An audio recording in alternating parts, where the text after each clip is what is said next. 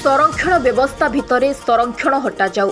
रायगड़ा सहर चतुर्पार्श्व जिला अनुसूचित जाति और जनजाति मिलित समाज मध्य भारतर बंद डाकरा को समर्थन जनाई 326 नंबर राजपथ अवरोध कर आंदोलन में राजरास्ता ओह्लाइथिबा देखिबाकु मिलिछि।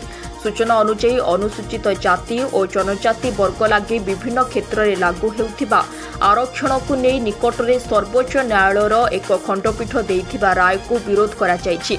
एही परिप्रेक्षी में बुधवार समग्र देश में बंद डाकरा दिया जायछि। एही क्रम में रायगड़ा जिला मध्य एही बंद रे सामिल होइथिबा बेले आदिवासी समाजर सदस्य रायगड़ा सहरर छोट बड़ दुकान बजार पक्षरु बंद डाकरा समर्थन जनाई सहरर प्रत्येक दुकान बजार को बंद रखिछंती।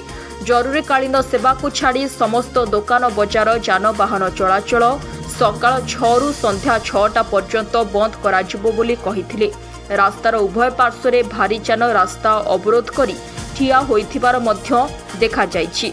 रायगड़ारू सुप्रिया षडंगी को रिपोर्ट, ओडिशा न्यूज 5।